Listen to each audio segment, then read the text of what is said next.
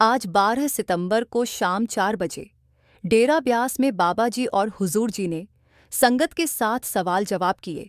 आज क्या क्या सवाल जवाब हुए, आइए एक एक करके सुनते हैं। पहला सवाल एक लड़की ने बाबा जी से पूछा, मैं सभी देवी देवताओं की पूजा करती हूँ, पर मैं भजन सिमरन नहीं कर पाती हूँ। बाबा जी ने बड़े प्यार से जवाब दिया, बेटा, अगर हमें किसी मंदिर या मस्जिद में माथा टेकने या पूजा पाठ करने से मुक्ति मिलती तो सब पूजा पाठ करके ही मुक्त हो जाते। भजन सिमरन करने की कोई जरूरत ही नहीं पड़ती। बेटा, हमें उस मालिक की रजा में रहना है और उसके हुक्म का पालन करना है। फिर किसी ने बाबा जी से अपने बेटे के बारे में सवाल किया। उसने बताया कि उसके बेटे को पिछले 3 सालों से एक गहरी समस्या है। जब भी वह बच्चा परेशान होता है तो वह अपने आप को जोर जोर से हिलाने लगता है। घर वालों ने हर तरह के डॉक्टरों को दिखाया है, लेकिन कोई समाधान नहीं मिला। फिर उन्होंने बाबा जी से विनती की, बाबा जी आप रहमत करो, दया करो। बाबा जी ने प्यार से जवाब दिया, बेटा, जब किसी इंसान को सामान्य से अधिक चिंता होने लगती है ना, तो शरीर उस तनाव को इस तरह जाहिर करने लगता है जैसे बार बार हिलना है। ऐसे में हमें उसके मन को शांत करने की कोशिश करनी चाहिए। जब मन स्थिर होता है तो शरीर में इतनी ताकत होती है कि वह खुद ही ठीक होने की ओर बढ़ने लगता है। फिर बाबा जी ने आगे कहा, जब हम किसी परेशानी पर बार बार ध्यान देने लगते हैं तो समस्या और बढ़ जाती है। इसलिए जरूरी है कि हम उस चीज को बस सुलझाने की कोशिश करें, उस पर टिके ना रहें। एक बहन बड़ी ही मासूमियत से बोली, बाबा जी, मेरे पति सत्संग में तो आ जाते हैं, लेकिन जब नामदान की बात आती है तो साफ मना कर देते हैं। उल्टा मजाक में कह देते हैं कि बाबा जी तो खुद मेरे पास आकर नामदान देंगे। बाबा जी मुस्कुरा उठे और बोले, अच्छा तो फिर एक काम करो, उसका खाना पीना बंद कर दो। जब भूख सताएगी खुतबा खुद तेरे काहे में आ जाएगा। फिर थोड़ी देर रुककर बाबा जी गंभीरता से बोले, बेटा, जब मालिक के घर से आवाज आएगी तो वह अपने आप खींचा चलाएगा। इस राह में किसी को जबरदस्ती खींचा नहीं जा सकता। जब अंदर से जरूरत महसूस होगी तभी उसका कदम बढ़ेगा। इसके बाद एक और सवाल एक लड़के ने किया, बाबा जी, हम तो आपके सामने बात करने लायक भी नहीं हैं। मालिक ने हमको जो रोशनी दी थी, जो अंदर से दर्शन होते थे, अब वह सब बंद हो गया है। पहले थोड़ा थोड़ा ही सही आपके दर्शन होते थे, लेकिन अब वह भी नहीं होते। सच्चे पातशाह ने फरमाया, मालिक जब कुछ देता है तो वह उसे वापस नहीं लेता। बाबा जी ने समझाया, बेटा, वो ध्यान की रोशनी, वो धुन, सब कुछ वही है अपनी जगह पर। फर्क बस इतना है कि हमारा ध्यान भटक जाता है, इसलिए हमें लगता है कि जैसे वो धुन कहीं चली गई हो। बाबा जी ने एक मिसाल दी, जैसे अभी मैं तुम्हारे सामने बैठा हूं, लेकिन अगर तुम मुंह फेर लो और कहो कि बाबा जी तो चले गए, तो इसमें मेरी गलती नहीं है, मैं तो यहीं हूं, बस तुमने अपनी नज़र हटा ली। ठीक उसी तरह जब हमारा मन स्थिर नहीं होता तो ध्यान नहीं टिकता, लेकिन जिस दिन मन स्थिर होने लगेगा ध्यान भी अपने आप गहराने लगेगा। फिर एक लड़का बड़े उत्साह से बोला, बाबा जी, मैं ब्यास मेडिकल में सेवा करना चाहता हूँ। बाबा जी हंस पड़े और बोले, ओहो बेटा, लगता है अब तो मुझे भी डॉक्टर बनना पड़ेगा। इतना सुनते ही संगत में बहुत हंसी हुई।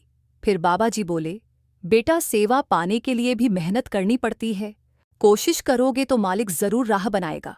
बस अपनी नीयत साफ रखो और मेहनत करते रहो। बाकी मालिक पर छोड़ दो, वो कभी खाली नहीं लौट आता। फिर एक लड़का बोला, बाबा जी, मैं पीएचडी करना चाहता हूं, लेकिन मन के भीतर एक डर बैठा है, पता नहीं सफल हो पाऊंगा या नहीं। बाबा जी ने स्नेह से देखा और कहा, बेटा, अगर इरादा साफ है और दिल से मेहनत करोगे तो मालिक तुझे जरूर मंजिल तक पहुंचाएगा। जो भी मेहनत करता है उसका फल मालिक कभी जाया नहीं जाने देता। डर को मत पालो, बस आगे चलते रहो। फिर एक लड़की हल्के संकोच के साथ पूछा, बाबा जी, मेरे पापा कहते हैं कि मैं बी फार्मा का कोर्स कर लूं, क्या मुझे करना चाहिए? बाबा जी ने मुस्कुराते हुए कहा, बी फार्मा, ये क्या होता है बेटा? बाबा जी ने एक नज़र हुजूर जी की ओर डाली और मुस्कुराकर बोले, हुजूर, अब आप ही बताइए, ये बी फार्मा क्या बला है? हुजूर जी शांत भाव से बोले, बी फार्मा यानी बैचलर ऑफ फार्मेसी। बाबा जी मुस्कुराते हुए बोले, लो जी, मैं तो अब बूढ़ा हो चला हूं, हर रोज कोई नया नाम, कोई नया कोर्स आप लोग मुझे सुनाते हो। अब तुम्हारी ये पीढ़ी ए फार्मा बी फार्मा सी फार्मा लेके चलती रहती है। मेरे लिए तो बस एक बात जरूरी है, इंसान सबसे अच्छे बनो। डिग्री से पहले दिल में इंसानियत होनी चाहिए। कोर्स कोई भी करो, लेकिन पूरी मेहनत के साथ करो। फिर एक बहन ने अपना सवाल रखा, बाबा जी मेरे पति रोज सवेरे 3 बजे उठते हैं, लेकिन नींद उन्हें बहुत सताती है, कई बार तो सो ही नहीं पाते। बाबा जी ने बड़ी गहराई से समझाया, बेटा नींद तब भागती है जब मन अंदर से बेचैन होता है। कोई ना कोई चिंता, कोई फिक्र मन को जकड़े रहती है, लेकिन जब हम सुमिरन में बैठते हैं तो धीरे धीरे मन शांत होने लगता है। उस शांति के दायरे में पहुंचते हैं, तब जाकर नींद आने लगती है। फिर एक लड़की बोली, बाबा जी आप सब लड़कियों से इतनी प्यार से बोलते हो, लेकिन लड़कों से तो सिर्फ मजाक ही करते हो। बाबा जी मुस्कुराए और बोले, बेटियां तो होती ही हैं सबसे प्यारी, लेकिन यह तो बहुत शरारती होते हैं। ये सुनते ही पूरा पंडाल हंसी से गूंज उठा। फिर एक भाई सवाल पूछने खड़ा हुआ और बाबा जी के सामने अपनी इच्छाओं की पूरी लिस्ट खोल दी। बाबा जी ये हो जाए, वह मिल जाए, मुझ पर दया हो जाए, यह मिल जाए, वह मिल जाए। सवाल सुनकर संगत खिलखिला के हंस पड़ी। बाबा जी मुस्कुराए और बोले, बेटा इंसान की चाहते तो कभी खत्म ही नहीं होती। कल को तू यह भी कहेगा कि मेरी 4 बीवियां हैं, मालिक उन पर भी रहम कर दे। इतना कहते ही संगत ठहाके से गूंज उठी। फिर एक लड़के ने कहा, बाबा जी जो ऊपर वाला है ना, यानी कि रब, मुझे लगता है वह भी आप जैसा ही होगा। बाबा जी मुस्कुरा उठे और बोले, बेटा मालिक तो हर जगह है, वह निराकार है। मालिक कभी शरीर के दायरे में कैद नहीं हो सकता। मैं तो बस एक साधारण इंसान हूं। संगत की सेवा के लिए मालिक ने मुझे भेजा है। फिर थोड़ा हंसी झक करते हुए बाबा जी बोले, और बेटा यह जो रब बनाने वाली बातें तू मुझसे कर रहा है, किसी दिन किसी लड़की को भी सुनाना, असर जल्दी होगा। सारी संगत हंसी से गूंज उठी। फिर एक बहन ने कहा, बाबा जी आपकी दया से सब कुछ ठीक चल रहा है, कारोबार भी अच्छा है। मैं अपने ससुराल वालों के साथ आई हूं। मेरी हाल ही में शादी हुई है और पति भी साथ है, पर हमें नामदान नहीं मिला अभी, क्या करे। बाबा जी ने बड़े प्रेम से जवाब दिया, बेटा जब तक नामदान नहीं होता तब तक अपने भीतर की नींव मजबूत करो, सेवा करो, सत्संग सुनो, मन को तप कर तैयार करो। जब मालिक को मंजूर होगा वह खुद बुला लेगा। फिर इसी बहन ने पूछा, बाबा जी नामदान का क्या मतलब है? तो बाबा जी ने बताया, नामदान का मतलब है वो जरिया जिसके सहारे हम मालिक से जुड़ सकते हैं। फिर एक भाई बोले, बाबा जी मेरा तो कोई सवाल नहीं है, मैं तो बस इतना कहूँगा कि मैं बहुत बड़ा गुनहगार हूँ, कई गलतियां हो चुकी हैं, आप मुझे माफ़ कर दो। बाबा जी ने बड़ी नरम आवाज़ में कहा, बेटा मालिक कभी किसी को अपने से अलग नहीं करता, हम खुद ही अपनी चाहतों में भटक जाते हैं। मालिक चाहता है हम मेहनत करें, उसकी रज़ा में रहें, बाकी सब वह खुद संभाल लेता है। फिर एक बहन ने पूछा, बाबा जी आप और हुजूर जी कैसे हैं? बाबा जी खिलखिलाकर बोले, बेटा हम दोनों ही खराब हैं और हुजूर तो मुझसे भी ज्यादा खराब है। यह सुनकर पंडाल हंसी से गूंज गया। वही बहन बोली, बाबा जी हुजूर तो बड़े भोले लगते हैं। बाबा जी बोले, वह बोलते ही नहीं, इसीलिए भोले दिखते हैं, और तूने मुझे भोला कहा ही नहीं। बहन बोली, आप बहुत प्यारे हो। बाबा जी मुस्कुराते हुए बोले, प्यारा हूं मगर भोला नहीं। इस बात पर संगत फिर से हंसने लगती है। बाद में वही बहन कहने लगी, बाबा जी कभी हमारे सेंटर फिरोजपुर पर भी आए, सबका मन है। बाबा जी हंसते हुए बोले, अरे अब तू फिरोजपुर और फाजिल्का की सिफारिश करने लगी, क्या मैं सिर्फ वही जाऊं, बाकियों को छोड़ दूं? इतना कहते ही बाबा जी भी हंस पड़े, संगत भी, और पास बैठे हुजूर जी के चेहरे पर भी हंसी आ गई। फिर एक भाई ने कहा, बाबा जी मेरी आज की पर्ची हुजूर ने निकाल दी। बाबा जी बोले, हर रोज कोई ना कोई यही कहने आ जाता है, हुजूर ने पर्ची निकाल दी, अब जिसने निकाली है सवाल भी उसी से करो, मुझसे क्यों पूछ रहे हो? इस जवाब पर संगत के साथ हुजूर जी भी बहुत हंसे थे। इसके बाद एक बहन ने पूछा, बाबा जी जो लोग तीर्थ पर जाते हैं उनका क्या? बाबा जी बोले, बेटा हर बात कर्मों पर टिकी है, आखिर में सभी को हिसाब तो देना ही है। तीर्थ हो या कुछ और, शुरुआत तो बाहर से होती है, लेकिन असली मिलन तो भीतर होता है। शुरुआत कहीं से भी करो, लेकिन मकसद की तरफ आगे जरूर बढ़ना है। फिर यह सवाल एक लड़के ने पूछा, बाबा जी, क्या कलयुग में भगवान श्री कृष्ण को फिर अवतार लेना चाहिए था? बाबा जी ने कहा, बेटा, कलयुग तो अपनी चाल चल रहा है। अगर उनको आना होता तो क्या वह किसी कैलेंडर का इंतजार करते? उन्हें अगर आना होता तो वह आ ही जाते। फिर एक बहन ने बाबा जी से बड़ा भावुक सवाल किया, बाबा जी, जब किसी के घर लड़की पैदा होती है तो लोग आकर ऐसा क्यों कह देते हैं कि कोई बात नहीं, अगली बार भगवान तुम्हें बेटा देगा? बाबा जी ने बड़ी गंभीरता और करुणा से जवाब दिया, बेटा, हमारी माँ बने ही तो इस सृष्टि की जननी है। सोचकर देखो, अगर महिलाएं ना हो तो क्या यह सृष्टि चल सकती है? जो माँ होती है उसका स्थान कोई नहीं ले सकता। माँ का कर्ज कोई चुका नहीं सकता। वह तो भगवान की जीती जागती मूरत होती है। फिर वही बहन बोली, बाबा जी, ऐसा क्यों है कि लड़कों को ज्यादा आज़ादी होती है लेकिन लड़कियों को हर बात पर रोका टोका जाता है? बाबा जी मुस्कुराए और बोले, बेटा, यह सब हमारी सभ्यता और परंपरा से जुड़ा हुआ विषय है। ऐसा नहीं है कि लड़कियों को खुलकर जीने की इजाजत नहीं दी जाती। आजकल तो हर क्षेत्र में बेटियां बेटों से कम नहीं है। फर्क सिर्फ सोच का है। समाज आज भी बेटियों को घर की इज्जत मानता है, इसलिए माता पिता उनकी सुरक्षा को लेकर ज्यादा सतर्क रहते हैं ताकि कोई भूल चूक ना हो जाए। फिर बाबा जी ने हल्के फुल्के मजाकिया अंदाज में कहा, असल में लड़के किसी की चिंता करते ही नहीं, बेटियां ही माँ बाप की सबसे ज्यादा चिंता करती हैं।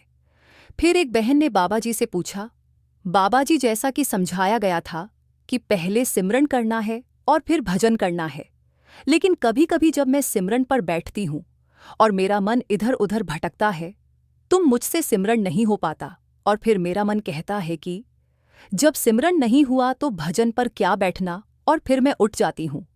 बाबा जी ने समझाया, बेटा, जिस मन को हमें काबू करने के लिए भजन सिमरन दिया गया है उसी मन के पीछे लगकर हम उठ जाते हैं। बड़े महाराज जी कहा करते थे कि मन लगे या न लगे, हमें ड्यूटी समझकर बैठना है। आगे बाबा जी ने समझाया, बेटा, हमारा काम है बैठना। ध्यान कब लगेगा कब नहीं लगेगा ये हमारे बस की बात नहीं है। हमें बस अपनी ड्यूटी पूरी करनी है। हमें मन के पीछे लगकर उठना नहीं है। संगत जी, ये सवाल जवाब आज 12 सितंबर को डेरे में शाम 4 बजे हुए थे। संगत जी, बाबा जी और हुजूर जी कल संगत को ओपन कार दर्शन देंगे। सारी संगत बड़ी खुशी से इस अवसर का लाभ उठा सकती है। साध संगत जी, हुजूर की तरफ से हुक्म होता है कि भजन पर जब बैठो हो तो खुद को एक कपड़े या एक चादर से ढक लो। संगत जी, भजन सिमरन वो अनंत और अपार शक्ति है जिसे हमारे सद्गुरु ने हमें सौंपा है। जब हुजूर जी हमें नामदान की दात देते हैं तो हमें कुछ बातें भी समझाई जाती हैं, जिन बातों में से एक बात यह है कि खुद को छुपाकर भजन करना है, चाहे खुद पर कोई कपड़ा डाल लो या किसी चीज से खुद को पूरा ढक लो। और खास बात यह है कि जब हम पूरी श्रद्धा और भावना से किसी कपड़े को ओढ़कर भजन में बैठते हैं तो वह चादर या कपड़ा महज कपड़ा नहीं रह जाता, वह हमारी श्रद्धा की प्रतीक बन जाती है, एक सुरक्षा कवच बन जाती है और हुजूर की छांव हमें अपने आगोश में ले लेती है। इस वीडियो में इसी बात पर आधारित एक सच्ची घटना का जिक्र है, इसीलिए वीडियो को पूरा जरूर सुनना। संगत जी, हमारे आप सबसे एक विनती है कि कमेंट में राधा स्वामी जी और साथ साथ अपने शहर का नाम भी जरूर लिखे, जिससे हम जान सके कि बाबा जी का सत्संग और साखी कहाँ से सुनी जा रही है। संगत जी, आए सुनते हैं खुद को ढककर भजन सिमरन क्यों करना है। एक दिन की बात है, कुछ सत्संगी आपस में सत्संग के बाद चर्चा कर रहे थे। बात चल पड़ी कि क्या वाकई चादर ओढ़कर भजन करना जरूरी है। एक भाई ने कहा, हम तो ऐसे ही भजन कर रहे थे। कुछ और संगत ने भी सहमति में सिर हिलाया और कहा, हम भी चादर के बिना ही बैठते हैं। लेकिन कुछ संगत ऐसी भी थी जो कह रही थी कि वे हमेशा चादर ओढ़कर ही भजन में बैठते हैं। वहीं पर एक बुजुर्ग बाबा बैठे हुए थे जिन्हें सभी प्रेम पूर्वक मास्टर जी कहते थे और जिनका सब बेहद सम्मान करते थे। वह मास्टर जी चुपचाप बैठे थे और सबकी बातें सुन रहे थे। फिर संगत ने मास्टर जी की तरफ देखा और उनसे चादर से ढकने की बात के बारे में पूछा। जब संगत ने उनसे मार्गदर्शन मांगा तो उन्होंने संगत को एक सच्ची घटना सुनाई, जिसने सबकी आंखें नम कर दी और सबको समझ आ गया भजन सिमरन में चादर का क्या महत्व है। मास्टर जी ने बताया, एक समय की बात है, एक बहुत ही साधन संपन्न महात्मा थे। एक रात कुछ चोर उनके घर चोरी करने आ पहुंचे। अब फकीरों के पास सांसारिक रूप से क्या ही होता है, उनके पास तो मालिक की बख्शी हुई नाम की दौलत होती है, जो उन्हें इस दुनिया की चीजों से ऊपर उठा देती है। जब चोरों ने घर में चारों ओर देखा और पाया कि वहां कोई कीमती चीज नहीं है, तो वे निराश हो गए। उनमें से एक चोर ने अपने साथी से झुंझुलाकर कहा, तू हमें किसके घर ले आया?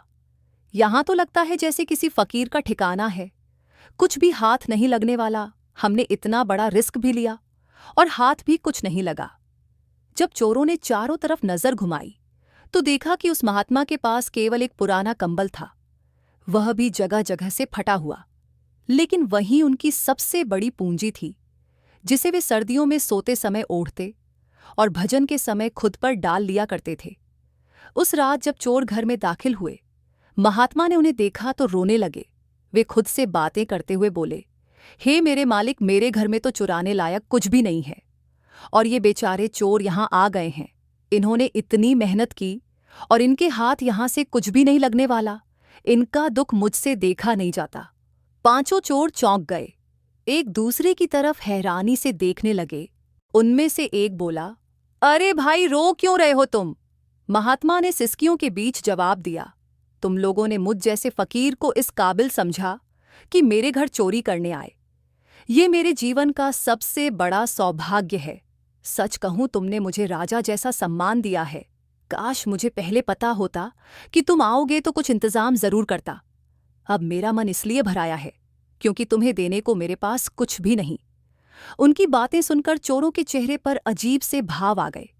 वह कभी महात्मा को देखते, कभी एक दूसरे को समझ नहीं पा रहे थे कि यह इंसान कौन है, इंसान भी है या कोई और ही दुनिया का। प्राणी चोर को देखकर अक्सर लोग शोर मचाते हैं, और ये इसलिए रो रहा है क्योंकि ये हमें कुछ दे नहीं पा रहा। महात्मा ने आगे कहा, अब जब तुम आ ही गए हो तो खाली हाथ मत जाओ। यही एक कंबल है मेरे पास, इसे ले लो। ये थोड़ा फटा हुआ जरूर है, लेकिन सर्दी में तुम्हारे बहुत काम आएगा। महात्मा जी ने आगे कहा, देखो भाइयों, मना मत करना, वरना मुझे बहुत दुख होगा कि मेरे घर से कोई खाली हाथ चला गया। चोर स्तब्ध रह गए। आज तक उन्होंने न जाने कितने घर लूटे थे, लेकिन ऐसा अनुभव कभी नहीं हुआ। अंततः भारी मन से उन्होंने वह कंबल ले लिया, लेकिन उनके हाथ कांप रहे थे क्योंकि उन्हें पता चल गया था कि महात्मा के पास और कुछ नहीं था। वह कंबल ही उनका वस्त्र था, वही ओढ़ते थे और उसी को बिछाते थे, और अब वह कंबल भी नहीं रहा। पांचों चोरों की आत्मा जैसे कांप गई हो। वे असमंजस में थे, उन्हें कुछ समझ नहीं आ रहा था। तब महात्मा मुस्कुराकर बोले, मेरी चिंता मत करो बेटा, मुझे तो बिना कपड़ों के रहने की आदत है। मेरे पास यह मेरा एक लंगोट है, मैं इसी से काम चला लूं। आगे महात्मा जी बोले, सोचो तो सही, इस ठंडी रात में जब कुत्ते और दूसरे जानवर तक अपनी जगह से बाहर नहीं निकलते, लेकिन तब भी तुम लोग अपनी जान जोखिम में डालकर आए हो। अब जब आ ही गए हो तो ये कंबल ले जाओ, और अगली बार आना हो तो कुछ दिन पहले खबर दे देना, ताकि मैं कुछ इंतजाम कर सकूं, जिससे कि तुम यहां से कुछ ना कुछ चुरा सको। यह सब बातें सुनकर चोरों की हालत पतली हो चुकी थी, और वे डर के मारे तुरंत महात्मा की झोपड़ी से बाहर भागे। जैसे ही दरवाजे की तरफ बढ़े, महात्मा की आवाज पीछे से आई, अरे भाई सुनो, कम से कम दरवाजा तो बंद करके जाओ और मुझे धन्यवाद तो कहो। चोरों ने हैरानी से पीछे मुंह कर देखा और बड़बड़ाते हुए दरवाजा बंद किया और आपस में बोले, क्या अजीब आदमी है। ये फिर सर झुकाए वहां से चुपचाप निकल गए। महात्मा झोपड़ी में बनी एक छोटी सी खिड़की पर खड़े थे। उनकी निगाहें दूर तक उन चोरों के जाते कदमों को देखती रही। वे मन ही मन सोचने लगे, हर जीव में वही परमात्मा है, बस नजर की बात है। कुछ समय बीता और वह पांचों चोर कहीं और चोरी करते हुए पकड़े गए। उन पर मुकदमा चला, और जब पुलिस ने तलाशी ली तो और तो कुछ पुलिस को नहीं मिला, लेकिन वही कंबल उनके पास से बरामद हुआ। वो महात्मा कोई साधारण व्यक्ति नहीं थे, बल्कि बहुत पहुंचे हुए थे और उनके बहुत से भक्त थे। अदालत में जब कंबल पेश हुआ तो जज ने उसे देखते ही पहचान लिया और सख्त लहजे में पूछा, तो तुम लोगों ने उस महात्मा के घर भी हाथ मारा था? साध संगत जी, जज साहब खुद भी महात्मा की कुटिया में अक्सर प्रवचन सुनने जाया करते थे। जज साहब ने उन्हीं महात्मा को गवाही के लिए बुलाया। जज बोले, अगर आपने कह दिया कि यह कंबल आपका है और इन लोगों ने चुराया है, तो हमें और कोई सबूत नहीं चाहिए, क्योंकि आपकी एक बात 1,00,000 लोगों की गवाही के बराबर मानी जाती है। मैं आपको जानता हूं, आप कभी भी झूठ नहीं बोलते। आप बस एक बार कह दो कि आपका कंबल इन्हीं 5 ने चुराया है, फिर मैं इन्हें ऐसी सजा दूंगा कि यह दोबारा चोरी करने का नाम भी नहीं लेंगे। चोर बुरी तरह घबराए हुए थे, उनके शरीर कांप रहे थे और मन ही मन वे परमात्मा को पुकार रहे थे। जब महात्मा ने चोरों की ओर नजर डाली तो महात्मा के चेहरे पर कोई गुस्सा नहीं था, बल्कि करुणा छलक रही थी। फिर वे जज साहब की ओर मुद्दे और बोले, नहीं साहब, ये चोर नहीं है, ये तो नेक दिल सज्जन लोग हैं। मैंने अपनी मर्जी से इन्हें वह कंबल भेंट किया था और बदले में इन्होंने मुझे दिल से धन्यवाद भी कहा। थाच महात्मा आगे बोले, जब कोई किसी को कुछ देता है और सामने वाला उसका आभार प्रकट करता है, और इन्होंने भी बिल्कुल वैसा ही किया था। इन्होंने मेरे यहां से कोई चोरी नहीं की। ये गवाही सुनकर जज साहब इस केस को वहीं खत्म कर देते हैं। साध संगत जी, महात्मा के इन शब्दों ने जैसे अदालत का माहौल ही बदल दिया।